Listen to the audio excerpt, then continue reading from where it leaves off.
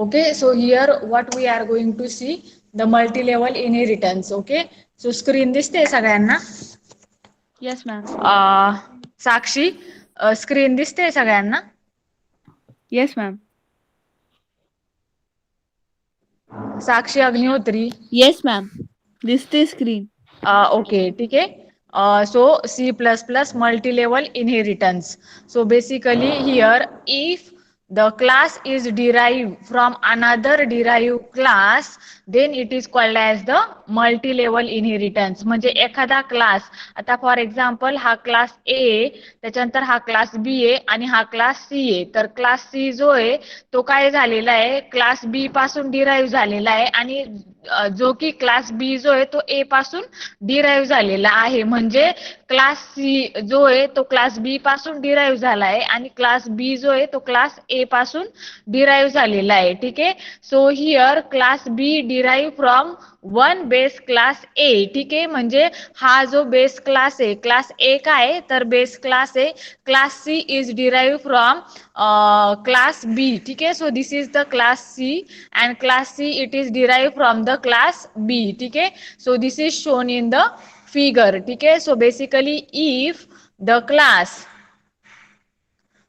ठीक है, if the class it is derived, ठीक है, if the class is derived from another derived class, ठीक है, if the class it is derived from the another derived class, then it is called as the multi-level inheritance. ठीक है. So basically so in the C++ multi-level inheritance, a class has more than one parent class. ठीक आहे. म्हणजे multi level inheritance मध्ये काय असतं की एका क्लासला more than one parent class पासून तो डिराईव्ह झालेला असतो. So in C++ multilevel inheritance, ठीक आहे, multilevel inheritance, a class has more than one parent class. For example if we take the animal class, ठीक आहे, animal as a base class, then the mammals are the derive class. ठीक आहे. मग जर आपण हा घेतला, ठीक आहे, so basically if we take the animal as the base class, then the mammals are the derived class which has the features of animals. ठीक है.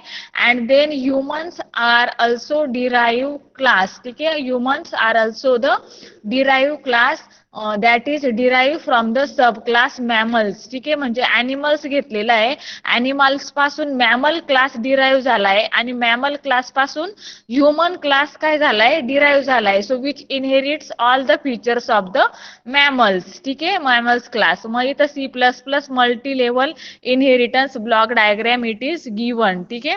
So here the block diagram of the C++ multi level inheritance to make it clear picture, here the diagrammatic representation it is given. ठीक आहे.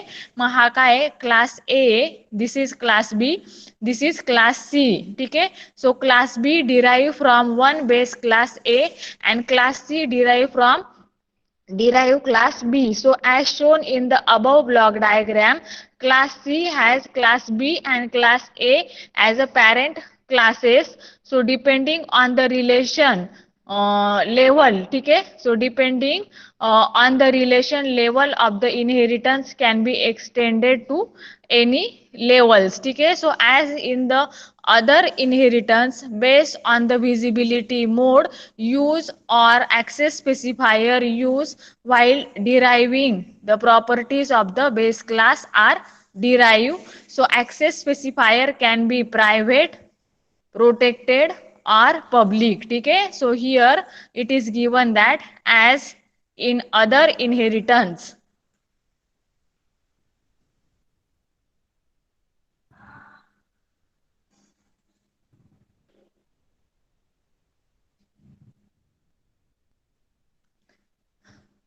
okay, so basically here it is given that this is the class A, class B and class C. ठीक आहे. मग समजतंय class बी जो आहे तो कोणापासून derive झालाय, तर क्लास ए पासून डिराईव्ह झालाय आणि क्लास सी कोणापासून डिराईव्ह झालाय, तर क्लास बी पासून डिराईव्ह झालेला आहे. So as shown in the above block diagram, class C has the class B and class A as the parent classes. So depending on the relation, the level of the inheritance can be extended to any level. So as in the other inheritance, based on the visibility mode used to access specifier used while deriving, the properties of the base class are derived. So access specifier can be private, protected or public. So here the C++ programming with the multi-level inheritance चा syntax दिलेला आहे. मग इथं class A काय base class आहे बघा. So this is the class A which is a base class. मग class B दिलेला आहे, कोलन दिलंय ऍक्सेस स्पेसिफायर पब्लिक प्रोटेक्टेड, काय जे ऍक्सेस स्पेसिफायर असेल private public protected access specifier आणि ए दिलेला आहे. So this is the derive class. त्याच्यानंतर क्लास सी दिलेला आहे आणि access specifier B. So this is derive from the derive class B. So this is the example of the multi-level inheritance syntax. So this is the syntax of the multi-level inheritance. Now C++ multi-level inheritance हे example दिलेलं आहे. मग inheritance dot CPP. ठीक आहे. मग आता इथे काय केलेलं आहे, hash include iostream dot h. ठीक आहे. मग using name space std class base class घेतलाय, सिंगल बेस क्लास. त्याच्यामध्ये काय केलंय, पब्लिक ऍक्सेस स्पेसिफायर घेतलेला आहे आणि त्याच्यामध्ये इंटिजर एक्स हा एक काय घेतलेला आहे, व्हेरिएबल घेतलाय. Integer x it is a variable. मग इथं काय घेतलंय, वाईड गेट डेटा फंक्शन घेतलंय. C out enter the value of the X, C in X. ठीक आहे. मग सी आउट म्हणजे काय केलंय, एक्स ची व्हॅल्यू काय केली आहे, एंटर करून घेतली युजर कडनं आणि सी इन ने ती काय केली आहे, स्टोअर केली आहे. मग हा काय झाला, बेस क्लास झाला. This is a single base class. ठीक आहे. क्लास बेस घेतलाय. मग आता क्लास डिराईव्ह 1 घेतलाय. मग क्लास डिराईव्ह 1 कोणापासून डिराईव्ह होतोय, तर बेस क्लास पासून तो डिराईव्ह होतोय. म्हणून त्याला इथं काय केलं, कोलन पब्लिक म्हणजे ऍक्सेस स्पेसिफायर दिला इथं पब्लिक. त्याच्यानंतर इथं काय केलेलं आहे, बेस. ठीक आहे. बेस हा काय, ह्या बेस क्लासचं हे नाव आहे पब्लिक. ठीक आहे. This is derive class from the base class. मग इथं काय घेतलंय, पब्लिक इंटिजर वाय, त्याच्यानंतर वाईड रीड डेटा घेतलंय. ठीक आहे. सो हिअर काय घेतलंय, enter the value of the y, c in y घेतलाय. ठीक आहे. मग आता काय घेतलंय, क्लास डिराईव्ह 2. ठीक आहे. मग अजून एक क्लास घेतला, थर्ड क्लास. म्हणजे पहिला क्लास बेस होता, दुसरा क्लास डिराईव्ह 1 होता आणि आता तिसरा क्लास काय घेतलाय, डिराईव्ह 2 घेतलाय. सो क्लास तिसरा क्लास काय घेतलाय, derive 2. So class derive 2 colon public derive 1. ठीक आहे. मग ह्या क्लास पासून हा क्लास काय झालाय, डिराईव्ह झालाय. So derive from the class 1. मग आता प्रायव्हेट घेतलंय. ठीक आहे. Private access specifier integer z, public घेतलंय वाईड इन डेटा.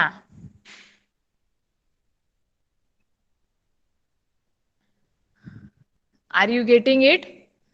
हा. मग काय घेतलंय बघा,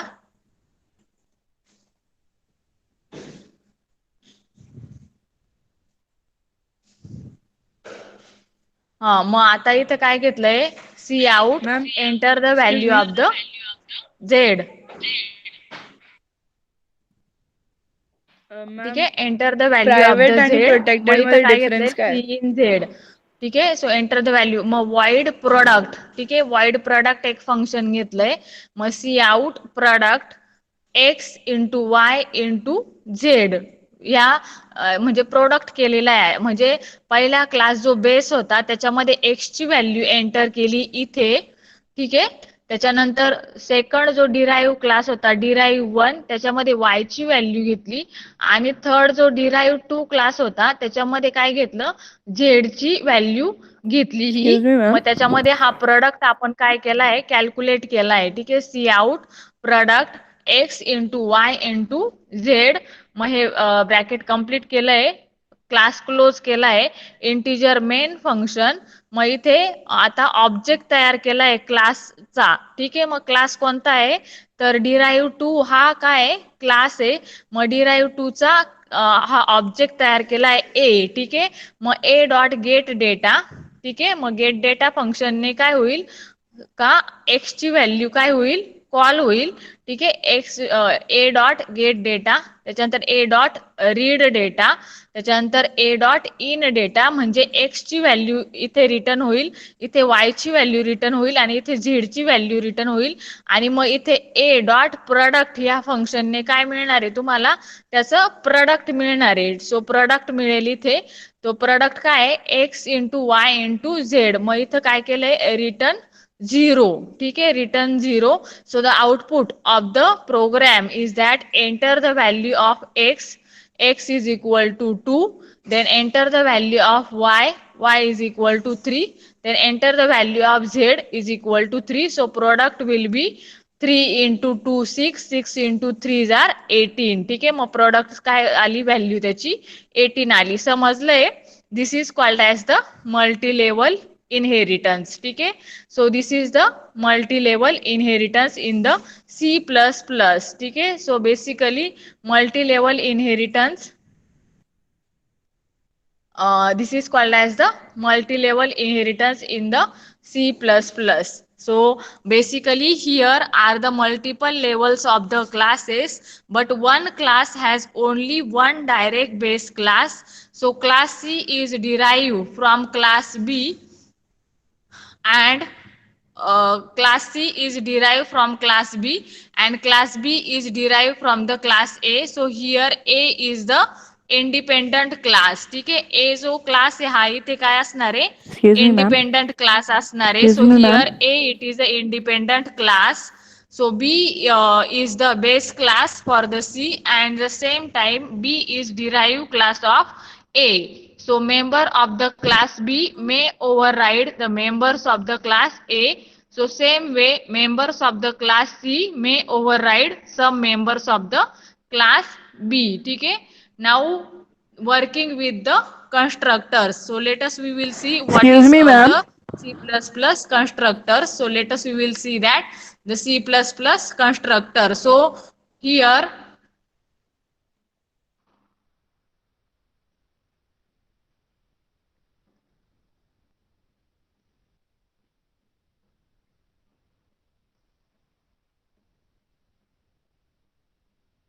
so we have to see the constructors. Now what is exactly Excuse me, ma'am. constructor? So C++ constructors are the special member functions which are created when the object is created. म्हणजे जेव्हा object create होतील ठीक आहे तेव्हा C++ constructors काय होतील create होतील. ठीक आहे, so C++ constructors are the special member functions which are created when the object is created or defined and its task is to initialize the object of the class. So it is called as the constructor because it constructs the value of the data members of the class. ठीक है, it is called as the constructor. ठीक है, it is called as the constructor because it constructs the values of the data members of the class. Now a constructor has the same name as that of the class and it doesn't have any return type. ठीक है, it doesn't have any kind of return type. So it is invoked whenever an object of its associated class is created. ठीक है, its associated class is created. Now when the class is instantiated, even if we don't declare the constructor, the compiler automatically creates one of the program. ठीक आहे, so when the class is instantiated, ठीक आहे म्हणजे जेव्हा class काय होतो initialise होतो. so whenever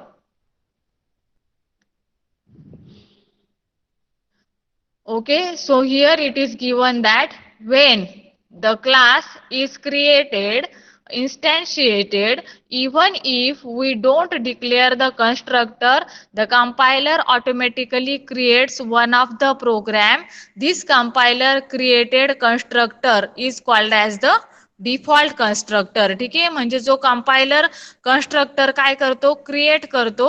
so this compiler created constructor it is called as the default constructor. So constructor is define as follows. ठीक आहे, मग कन्स्ट्रक्टर कसा डिफाईन करतात, तर असा करतात बघा. Class constructors, class with the constructor. मग इथं काय केलंय, क्लास नेम दिलंय. ठीक आहे, क्लास घेतलाय, क्लासचं नेम घेतलेलं आहे. ठीक आहे, मग इथे पब्लिक, त्याच्यानंतर क्लास नेम घेतलंय, मग इथं class name, scope resolution operator. ठीक आहे, so here public class name. मग इथं काय केलंय, constructor declare or constructor prototype. मग हा काय, क्लास नेम म्हणजे कन्स्ट्रक्टरचं नाव आणि क्लासचं नाव काय असतं, सेम असतं. मग कन्स्ट्रक्टरला काय असतं, फंक्शन सारखे म्हणजे पॅरेंथिसिस असतात. So this is the constructor. So basically class name, then scope resolution operator, then class name. ठीक आहे, constructor it is define like this way, that is class name, scope resolution operator. हा त्याचा syntax आहे. ठीक आहे, so this is the syntax of defining the constructor. ठीक आहे, defining the constructor, class name, scope resolution operator, then class name, then constructor function body. Now types of constructors. ठीक है, so basically how many types of the constructors are available? So there are three types of the constructors are available: default constructor, then parameterized constructor, and copy constructor. ठीक है, copy constructor. So very first one it is that the default constructor. ठीक है, so if no constructor is defined in the class, then the compiler automatically creates one for the program. So this constructor which is created by the compiler when there is no user defined constructor and which doesn't take any parameter is called as the default constructor. म्हणजे default constructor कुठल्याही काइंडचं काय घेत नाही, parameter accept करत नाही. So if no constructor is define, if no constructor is defined in the class, then the compiler automatically creates one for the program. So this constructor which created by the compiler when there is no user defined constructor and which doesn't take any parameter is called as the default constructor. Next one it is the here no constructor is defined in the class, then the compiler automatically creates. ठीक आहे, जर constructor define नसेल क्लासमध्ये तर compiler काय करतो, automatically creates one for the program.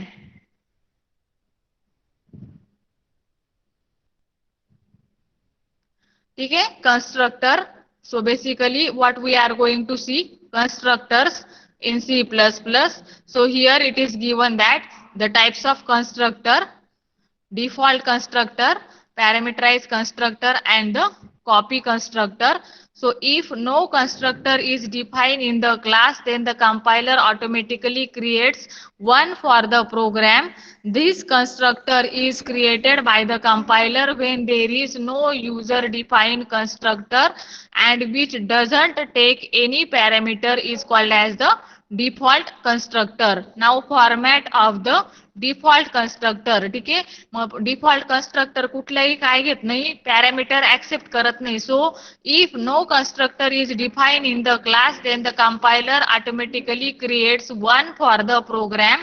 So this constructor is created by the compiler. ठीक आहे, मग डिफॉल्ट कन्स्ट्रक्टर कोण क्रिएट करतं, तर कंपायलर काय करतो, तो डिक्लेअर करतो. ठीक आहे, so this constructor is created by the compiler when there is no user defined constructor and which doesn't take any kind of the parameters is called as the default constructor. So default constructor doesn't take any kind of the parameter.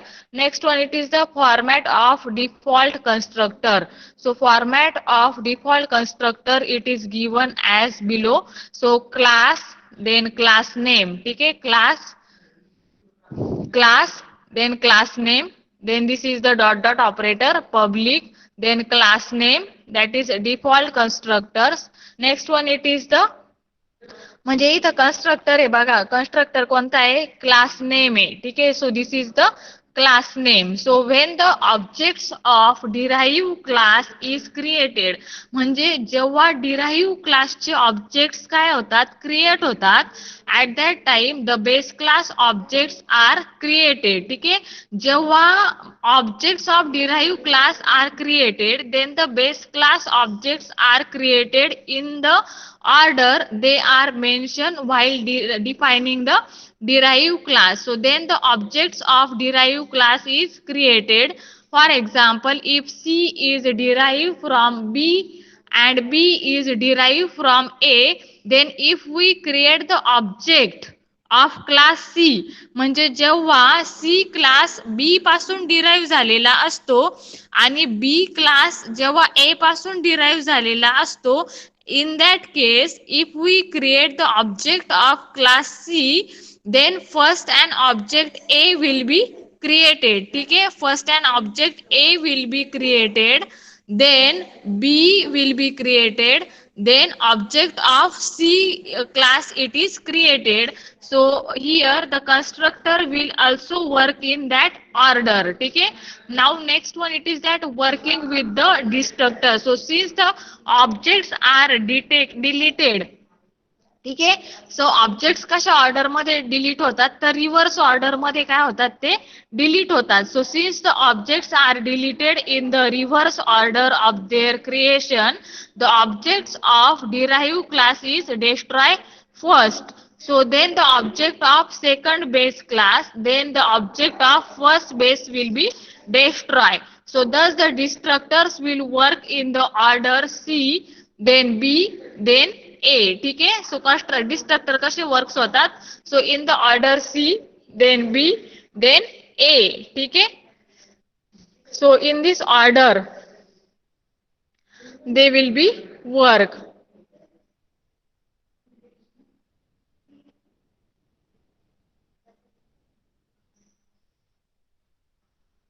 So since the objects are deleted in the reverse order of their creation, the objects of derived class is destroyed first, then the objects of the second base, then the objects of the first base will be destroyed. The destructor will work in the order, then the B in then the reverse order. ठीक है, next one it is that programs to demonstrate the working of the constructor and the destructor in the multi-level inheritance. So here it is given.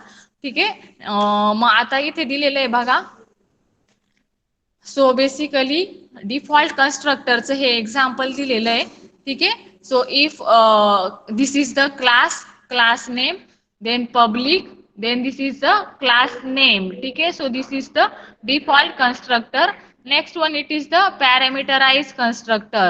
So parameterized constructor चं मग हे example दिलेलं आहे. To put up simply the constructor that takes the argument are called as the parameterize constructor. मग parameterize constructor काय घेतो, तर arguments घेतो. ठीक आहे, so in the practical program we often need to initialize the various data elements of the different objects with the different values when they are created. ठीक है, so when they are created they will take the example. So in the practical programs we often need to initialize the various data elements of the different object with the different values when they are created. So this can be achieved by passing the arguments to the constructor function when the object it is created. So following sample program will highlight the concept of the parameterized constructor. मग आता हा एक programme दिलेला आहे, त्याच्यामध्ये पॅरामीटराइज कन्स्ट्रक्टरचं हे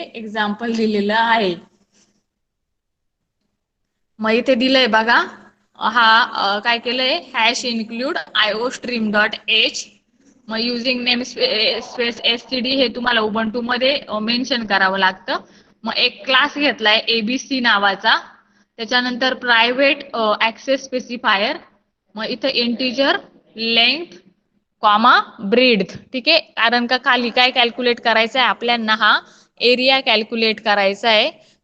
ठीक आहे, म्हणून काय घेतला, रेक्टँगलचा लेंथ आणि ब्रेड घेतला आणि एक्स हा काय घेतला एरिया घेतला. ठीक आहे. मग आता this is the private member functions. ठीक आहे.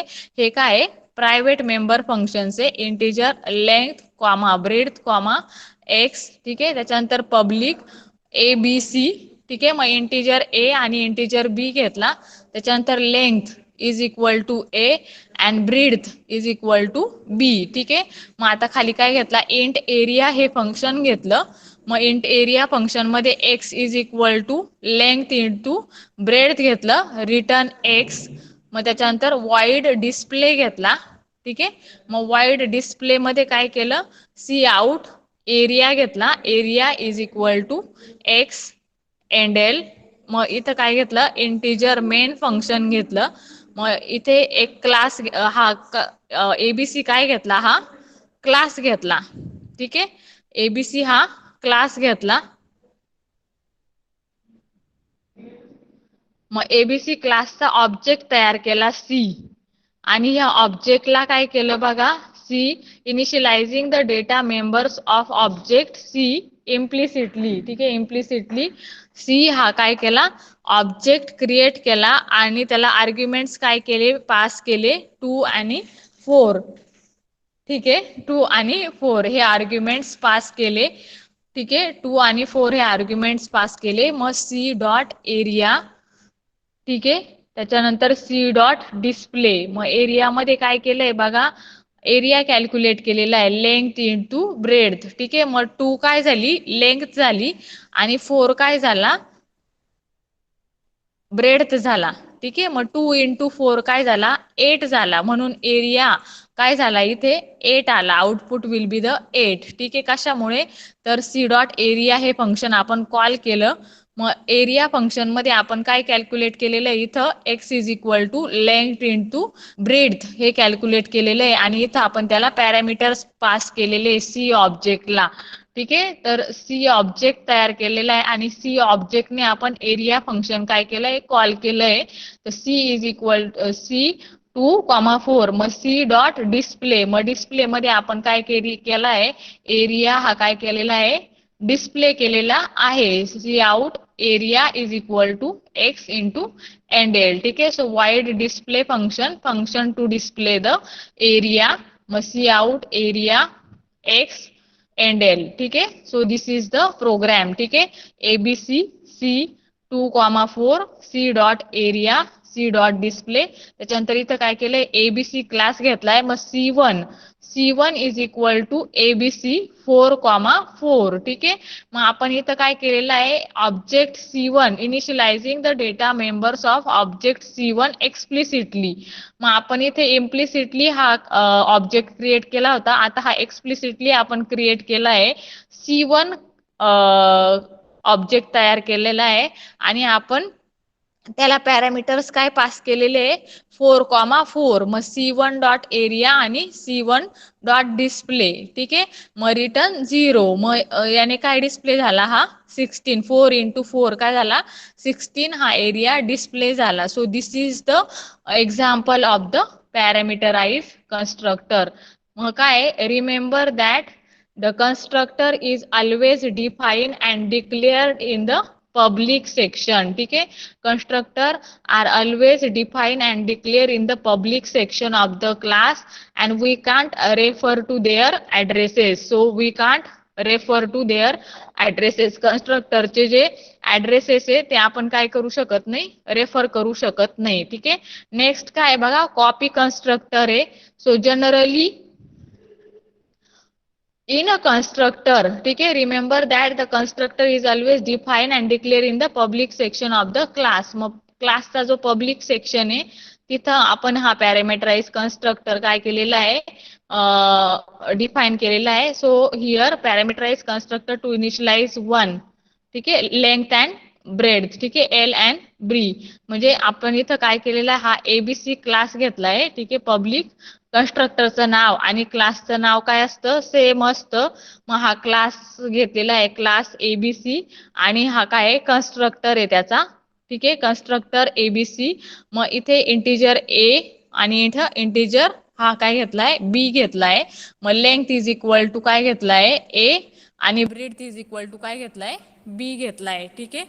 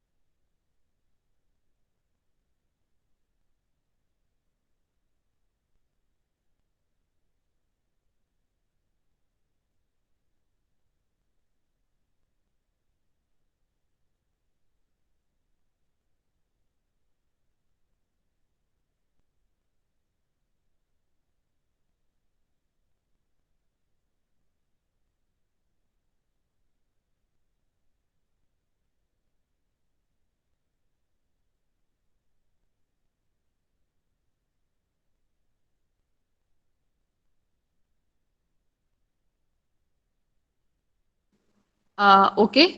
ओके स्टुडंट्स, आवाज येतोय माझा? Yes, ma'am. Okay. So basically, this is the integer length, breadth आणि x. ठीक आहे. सो याची जी लिंक आहे ती मी तुम्हाला व्हॉट्सअप ग्रुपला पण शेअर करते. मॅम डाऊट होता.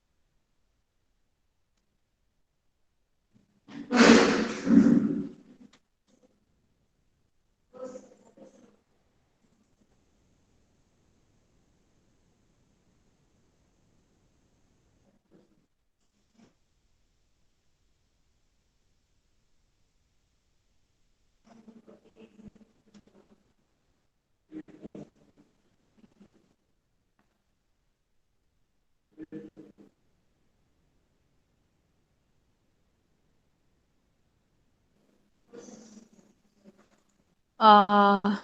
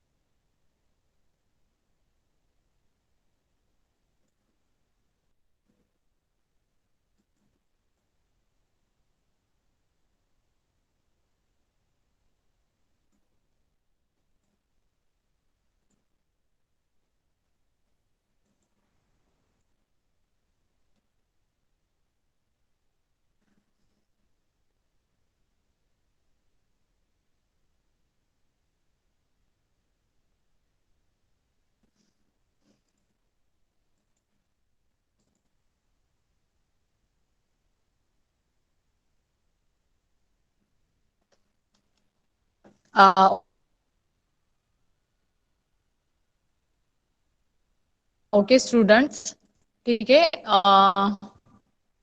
So basically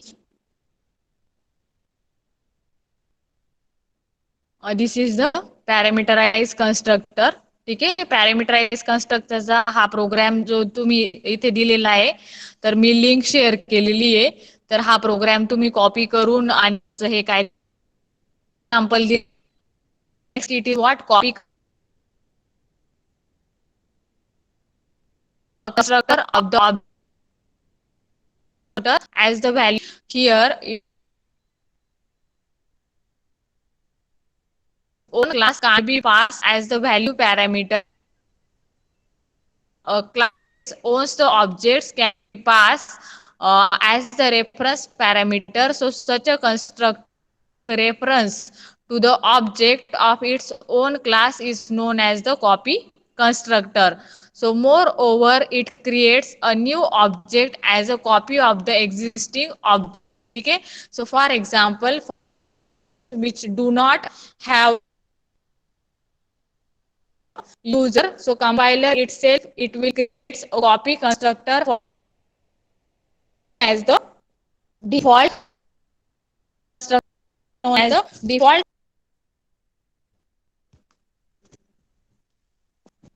So example to create to illustrate the concept of the copy constructor, it is given that here a program to highlight the concept of the copy constructor. So here this is the hash include iostream.h, then using namespace sgt, then class example, private, then integer x, then public example integer a, then x is equal to a,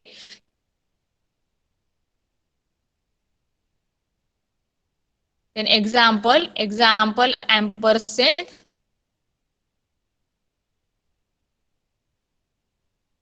बी. ठीक आहे, म्हणजे आता copy constructor मध्ये काय दिले बघा, generally constructor the object class we pass as a value parameter, but the classes own object be reference to the object of its own is known as existing object. म्हणजे existing ऑब्जेक्टचा new object as a copy म्हणून काय होतो, create होतो. म्हणून त्या कन्स्ट्रक्टरला काय म्हणता, copy constructor.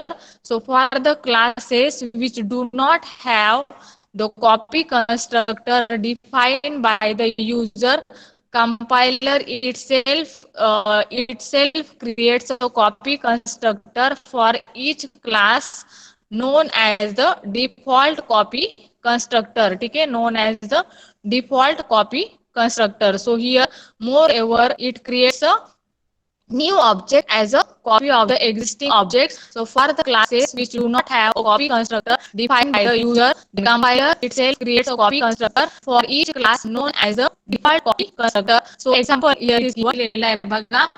A program it is given a program to highlight the concept of the copy constructor.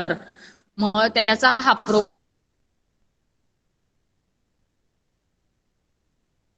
Programme दिलेला आहे, hash include iostream.h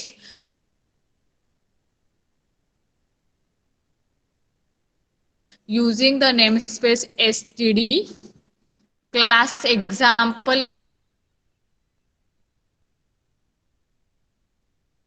here it is given, क्लासचं एक्झाम्पल दिलेलं आहे. मग इथे प्रायव्हेट हा काय घेतलाय, ऍक्सेस स्पेसिफायर घेतलाय, इंटिजर एक्स घेतलाय. ठीक आहे, integer x it is taken. त्याच्यानंतर इथं काय घेतलंय, पब्लिक. मग पब्लिक ऍक्सेस स्पेसिफायर मध्ये इथं काय एक्झाम्पल आहे, देन इथं काय इंटिजर ए घेतलाय. सो पॅरामीटराइज कन्स्ट्रक्टर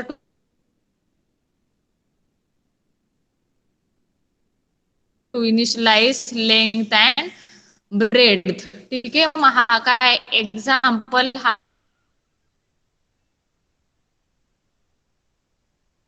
काय कन्स्ट्रक्टर आहे, कोणता,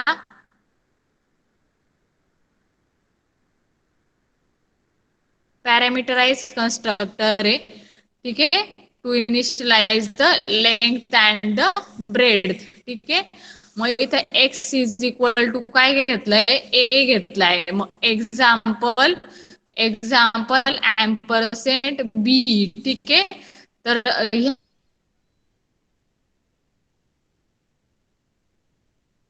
ह्या एक्झिस्टिंग क्लासचा काय घेतलाय, हा ऑब्जेक्ट, नवीन ऑब्जेक्ट काय तयार, काय म्हणता, कॉपी कन्स्ट्रक्टर विथ रेफरन्स. ठीक आहे. बी. त्यानंतर एक्स फंक्शन घेतलंय. इथं रिटर्न काय केलाय, एक्स रिटर्न केलाय. ठीक आहे. X return. त्याच्यानंतर इथं इंटिजर मेन फंक्शन घेतलंय बघा. Example C3 equal to C1. ठीक आहे. मग एक्झाम्पल C1 ऑफ 2 ने काय केलं, इथे initializing the data members of the object C implicitly. ठीक आहे. इम्प्लिसिटली हा काय केलेला आहे, initializing the data members of the object C implicitly. मग त्याच्यानंतर काय केलं, इथं एक्झाम्पल C2 घेतलाय. C2 of C1 copy constructor it is called here. मग इथं काय केलंय, example C3 is equal to C1 equal to C2. ठीक आहे. Example C4 is equal to C2. मग काय घेतलंय बघा, C out. Example C1 is equal to, मग इथे घेतलंय C1 डॉट डिस्प्ले. ठीक आहे. C1 dot display एंडेल. मग C out example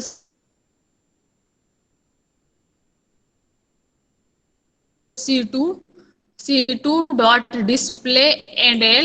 Then C out example C3 is equal to C3 dot display. Then this is endl. Then C out example C4 dot display endl. Then return 0. This is the end of the program. मग इथं काय घेतलं बघा, example C1 is equal to 2, example C2 is equal to 2, example C3 is equal to 2, then example C4 is equal to 2. So in the copy constructor, passing an argument by the value is not possible. ठीक आहे. So in copy constructor, passing an argument by the value is not possible. Now आता आपण काय बघणार आहे, virtual base class म्हणजे मल्टीपाथ किंवा hybrid inheritance. ठीक आहे. This is called as a hybrid inheritance. मग आपण आता काय बघणार आहे, हायब्रिड इनहेरिटन्स म्हणजे काय, मल्टीपाथ इनहेरिटन्स. ठीक आहे. So this is the hybrid inheritance. म्हणजे काय बघा, क्लास बी ही डायग्राम इंडिकेट करते बघा. क्लास बी जो आहे तो क्लास बी कोणापासून डिराईव्ह झालाय, क्लास ए पासून डिराईव्ह झालाय. आणि क्लास सी जो आहे तो कोणापासून डिराईव्ह झालेला आहे, तर तो बी पासून डिराईव्ह झालेला आहे. आणि क्लास बी आणि सी, ठीक आहे, यांच्यापासून कोणता क्लास डिराईव्ह झालाय, तर क्लास डी इने काय झालेला आहे, डिराईव्ह झालेला आहे. So this is called as the hybrid inheritance. So hybrid inheritance हे एक्झाम्पल दिलेलं आहे. आणि हायब्रिड इनहेरिटन्सलाच काय म्हणतात, तर व्हर्च्युअल बेस क्लास असं म्हणतात. ठीक आहे. Virtual base class. मग आता आपण बघणार आहोत हायब्रिड इनहेरिटन्स म्हणजे काय. ठीक आहे. So the inheritance in which the derivation of the class involves more than one form of any inheritance is called as the hybrid inheritance. म्हणजे हायब्रिड इनहेरिटन्स मध्ये काय असतात, तर मल्टिपल टाइप्सचे इनहेरिटन्स काय असतात, इन्व्हॉल्व असतात. ठीक आहे. So the inheritance in which the derivation of the class involves more than one form of any inheritance is called as the hybrid inheritance. So basically C++ hybrid inheritance is the combination of two or more types of the inheritance. ठीक आहे. So hybrid inheritance it is the combination of two or more types of the inheritance, and that's why it is called as the hybrid inheritance. So it can also be called as the multipath inheritance. त्याला काय असून म्हणतात, तर मल्टीपाथ inheritance असं सुद्धा म्हणतात. ठीक आहे. Or it is also called as virtual base class. ठीक आहे. So following block diagram highlights the concept of the hybrid inheritance which involves a single and multiple inheritance. ठीक आहे. म्हणजे या डायग्राम मध्ये एकापेक्षा जास्त इनहेरिटन्स काय इन्व्हॉल्व आहे. तर कोणते इनहेरिटन्स आहे, सिंगल इनहेरिटन्स आहे. हा बघा, हा सिंगल इनहेरिटन्स मध्ये काय असतो का, एका क्लास पासून एकच क्लास काय होतो, डिराईव्ह होतो. मग इथं क्लास ए दिलेला आहे आणि दिस इज क्लास बी. ठीक आहे. मग दिस इज द इनहेरिटन्स. ठीक आहे. मग क्लास सिंगल इनहेरिटन्स आणि मल्टी पण इनहेरिटन्स मध्ये काय होतं की दोन बेस क्लास असतात.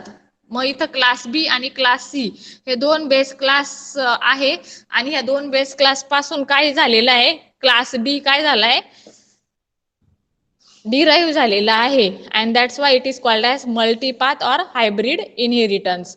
So the above block diagram shows the hybrid combination of the single inheritance and the multiple inheritance. So the above block diagram shows the hybrid combination of single inheritance and the multiple inheritance. So hybrid inheritance is used in a situation where we need to apply more than one inheritance in the program. So as in other inheritance based on the visibility mode use or access specifier use while deriving the properties of the base class are derived. So access specifier can be private, protected or public. ठीक आहे.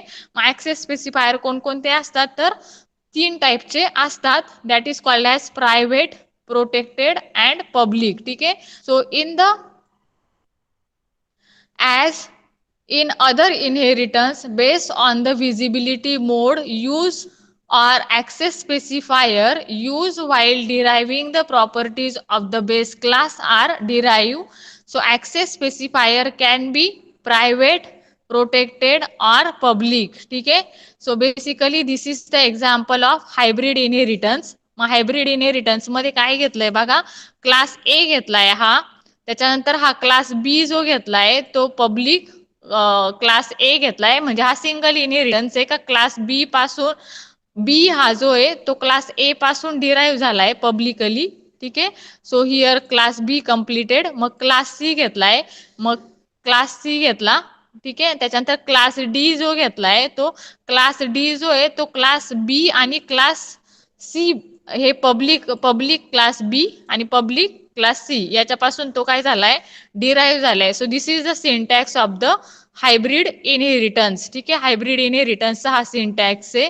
So as shown in the block diagram class B, ठीक है, as shown in the block diagram class B it is derived from the class A which is a single inheritance. ठीक आहे. म्हणजे हा काय इथं हा सिंगल इनहेरिटन्स आहे. ठीक आहे. So this is the single inheritance.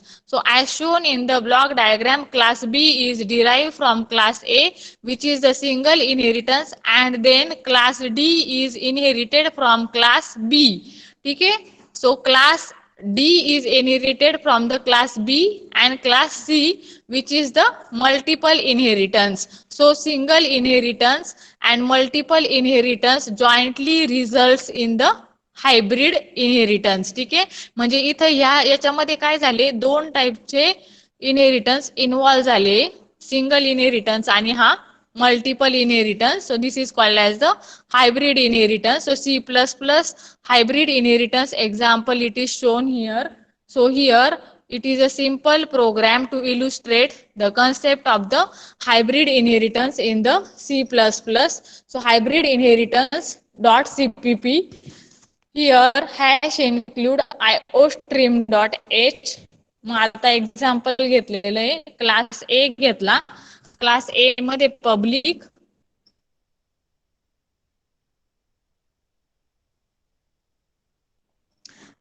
Integer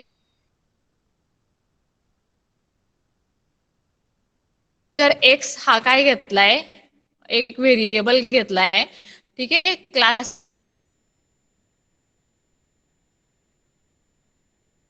बी घेतलाय, त्याच्यानंतर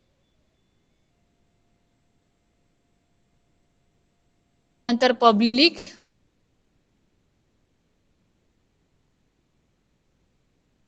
म्हणजे क्लास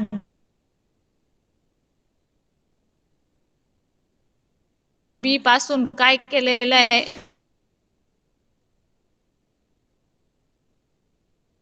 बी हा जो आहे तो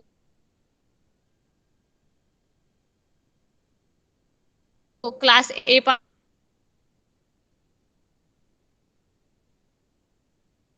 पासून इनहेरिट झालाय.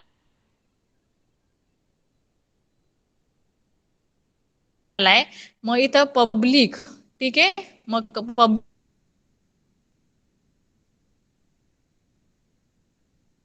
पब्लिक मग हा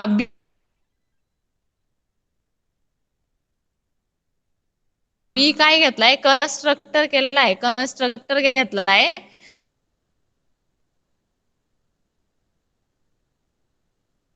constructor. It is used to initialize the object of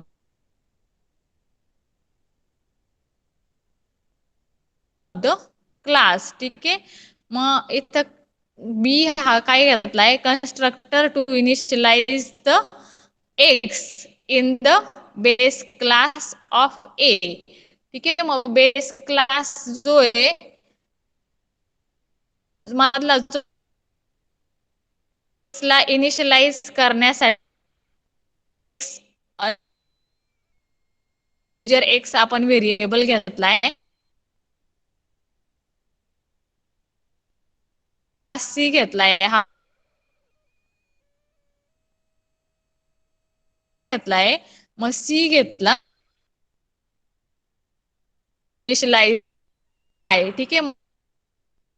करायचंय म्हणून 4 मग class D, so D is class C. ठीक आहे. क्लास बी आणि क्लास डिराईव्ह झालाय. मग पब्लिक वाईड मग इथं काय केलंय, C out is equal to X plus Y, X plus Y घेतलंय सम वायची व्हॅल्यू काय, इथं क्लास सी पासून डिराईव्ह झालाय.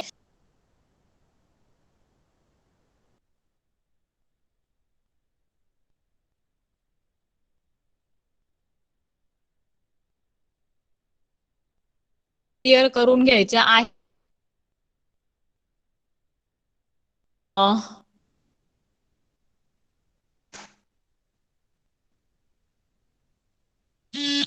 मॅम तुमचा आवाज अटकतोय. ऍबस्ट्रॅक्ट क्लास, ऍबस्ट्रॅक्ट क्लास पण आहे आपल्याला. So C++ abstract class and pure virtual function. So C++ abstract class हे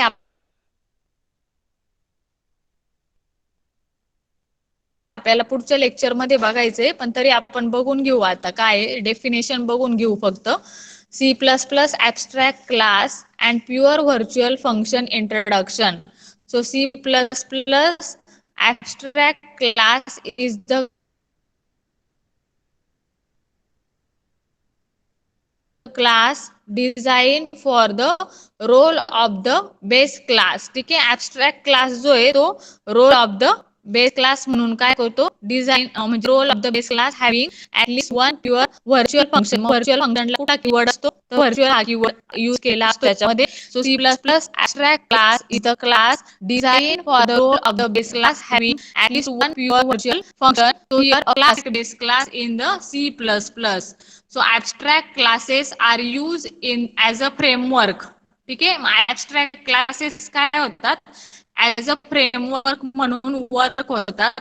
so abstract classes are used as a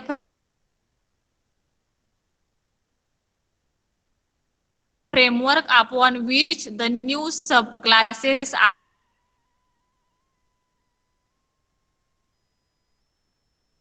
are derived.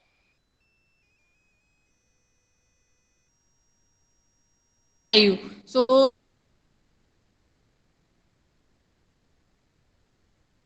similarly, our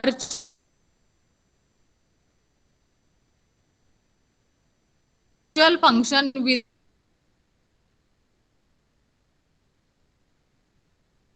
without definition or null definition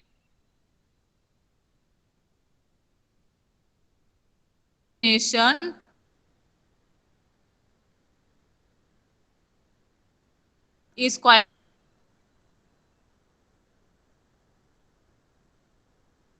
as the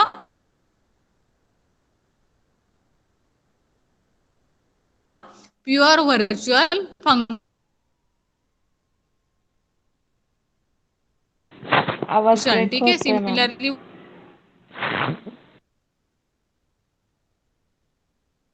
virtual function without definition.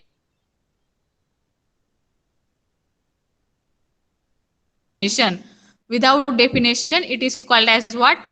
The pure virtual function. मग इथं